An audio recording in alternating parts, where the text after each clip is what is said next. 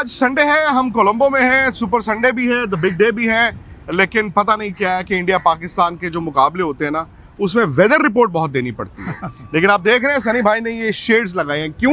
हल्की हल्की धूप निकली है, बादल हैं, चारों तरफ बादल हैं, ओवरकास्ट है, रात से है, बरसात नहीं हुई। और एक बात बताऊं आपको, बरसात होगी भी नहीं। अगर कोई एक आधी बौछार आई, लेकिन सनी भाई वो the weather gods are saying कि जी इतनी मुश्किल तो आपने ये मैच रखा है, चलो खेल ही लो। हाँ बिल्कुल।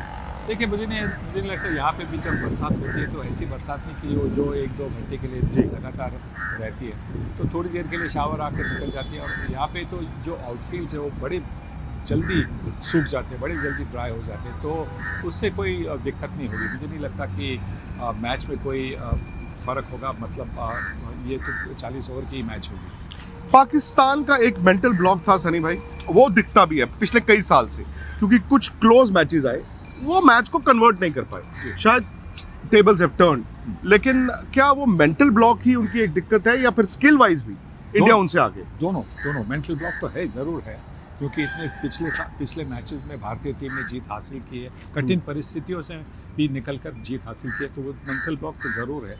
और स्किल लेवल में भी अगर आप स्किल लेवल देखें तो मैन टू मैन अगर आप टीम देखें तो भारतीय टीम बेहतर है जी। एक आधा खिलाड़ी उनके पास होगा जो इम्पैक्ट प्लेयर होगा, 2 खिलाड़ी है मेरे ख्याल से, एक नसीम शाह और साहिबजादा फराम। और हमारे पास अगर भारतीय टीम के पास देखें तो शुरुआत में ईशान किशन, अभिषेक शर्मा, सूर्य कुमार यादव, तिलक वर्मा, हार्दिक पांड्या, अक्षर पटेल, वरुण चक्रवर्ती, जसप्रीत बुमराह, इतने सारे गेम चेंजर्स हैं, इतने सारे इम्पैक्ट प्लेयर्स हैं। तो मुझे लगता है कि इसी की वजह से तो भारतीय टीम के पास ये जो काबिलियत है कि कठिन परिस्थिति में से 2 दिन पहले हमने देखा यूएसए के खिलाफ भारतीय टीम पहले 6 ओवर में 3 या 4 विकेटें गई थी, फिर भी रिकवर करके 180-170 तक पहुँची। तो यही तो उनके पास है, और इसी की वजह से लगता है आत्मविश्वास है कि आज भी भारतीय टीम जीतेगी मैच। सर भाई, पाकिस्तान पिछले साल 50 ओवर में चैंपियंस ट्रॉफी का मुकाबला 1 साइडेड, एशिया कप इंडिया ने बड़े आराम से जीता, बट ये है कि ऐसा लगा वो मैच दर मैच थोड़े बेहतर हुए। सवाल ये है कि सलमान आगा की कप्तानी में थोड़ा तजुर्बा, स्पिनर्स उनके थोड़े बड़े हैं, क्या वो बेहतर हुए हैं? देखिए अनुभव के साथ वो शायद थोड़े से बेहतर हुए।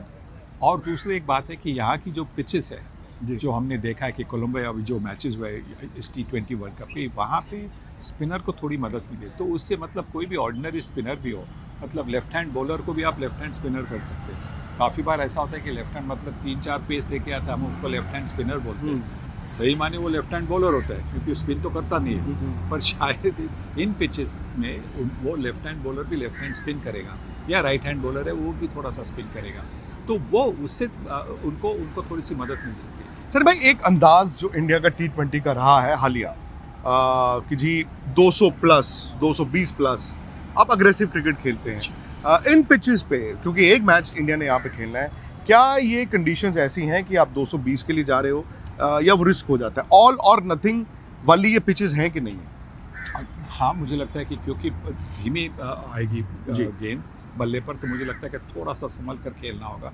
शुरुआत में। पर एक बात है कि ईशान किशन और अभिषेक शर्मा तो एक ही गियर में खेलते हैं, एकदम टॉप मोस्ट गियर में खेलते हैं, तो उसी तरह से उनको खेलना होगा। पहले 5-6 ओवर में अगर वो चले, 5-6 ओवर में वो चले, तो 60-70 की अगर शुरुआत करके दी तो फिर आप 200 तक आसानी से पहुंच सकते हैं। और ये भी है ना सनी भाई, इन कंडीशन में तो 180 में भी हम मैच जीत जाते हैं। जी बिल्कुल, क्योंकि हमारे पास वो स्पिनर्स भी है ना जी, हमारे पास वरुण चक्र है, हमारे पास बुमराह है, हमारे पास अक्षर पटेल है।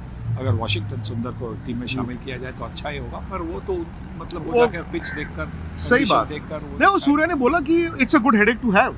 वो कहते हैं मैं एक्स्ट्रा फास्ट बॉलर खिलाऊं या एक्स्ट्रा स्पिनर खिलाऊं, मेरे पास तो दोनों ऐसे हैं जो फॉर्म में है। जी बिल्कुल, वही होना चाहिए।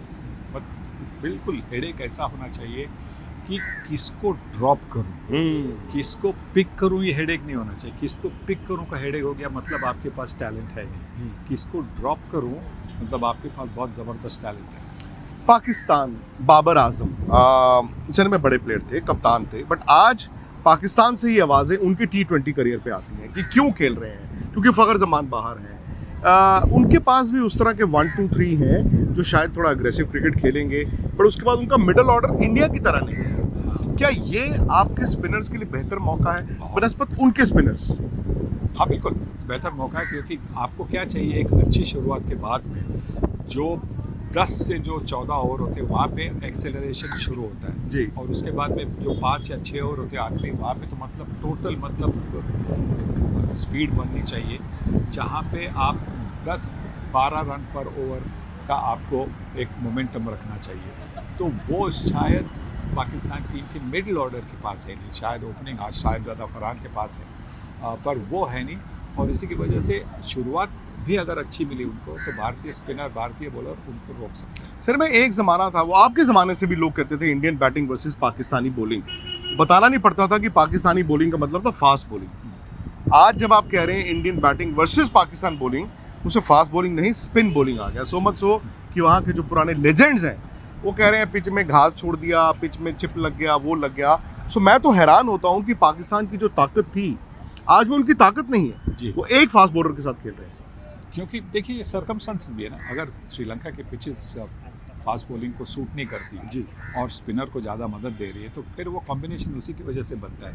तो शायद उसी की वजह से बन गया होगा और शायद उनके पास वो 2 फास्ट बॉलर भी नहीं होंगे। एक शाहीन शाह अफरीदी है, नसीम शाह मुझे लगता है कि एक अच्छा खिलाड़ी है, क्योंकि ना सिर्फ नया गेंद अच्छी तरह से बॉलिंग करता है, पर नंबर 9 पर आकर बड़े लंबे छक्के भी मार सकता सही है। बात। तो सर जी, सॉरी। तो मुझे लगता है कि हाँ आज शायद स्पिनर ज़्यादा है उनके पास, पर मुझे लगता है इस कोलंबो के पिच है उसी की वजह से। सर मैं लास्ट सवाल ये कि बात तो ऑब्वियसली इंडिया पाकिस्तान होती है तो ये बात की जाती है कड़ा मुकाबला होगा, मुकाबला 2 शेरों के बीच है, मुझे नहीं पता, बट मैं आपसे एक तो ये जानना चाहता हूँ कि आप किसको कितने परसेंटेज दे रहे हैं। दूसरा, अगर वर्स्ट कम्स टू वर्स्ट हम इंडिया की हार देखनी पड़ गई तो वो क्या वजह हो सकती है जहाँ पे आपको लगता है कि यार इंडिया यहाँ पे चुक गया? देखिए मुझे तो असंभव लगता है कि भारतीय टीम हार सकती है। परसेंटेज की बात करें तो ये T20 का खेल है, इसीलिए मैं ज़्यादा परसेंटेज की बात नहीं करूँगा, पर ये कहूँगा कि मुझे लगता है कि 70% भारतीय टीम फेवरेट है। 30% कुछ हो सकता है, कुछ अगर जादू चल गई पाकिस्तान की बैटिंग पावर प्ले में या बॉलिंग पावर में तो कुछ दिक्कत हो सकती है, पर मुझे नहीं लगता जिस तरह से बैटिंग की डेप्थ है भारतीय टीम के पास, बॉलिंग की ऑप्शंस है, मुझे लगता है जो भी कठिन परिस्थिति हो वहाँ से भारतीय टीम को बाहर निकलने की क्षमता है। चलिए जी, ऑन दैट नोट एक बार फिर आपको बता दें मौसम साफ है, घबराओ मत, अपना टीवी खोल लीजिए, आज तक पर कवरेज चलती रहेगी, स्पोर्ट्स तक पर भी चलती रहेगी। मैच से पहले, मैच के दरमियान और मैच के बाद सनी भाई हमारे साथ एक बार फिर होंगे। फिलहाल इजाजत दीजिए। स्पोर्ट्स तक पर आपको न सिर्फ खबरें मिलेंगी बल्कि आपका ओपिनियन भी मैटर करता है, यह आप ही का मंच है। आइए बताइए भारतीय क्रिकेट टीम से आप क्या उम्मीद करते हैं। रहिए स्पोर्ट्स तक के साथ, सब्सक्राइब कीजिए स्पोर्ट्स तक को यूट्यूब और फेसबुक पर।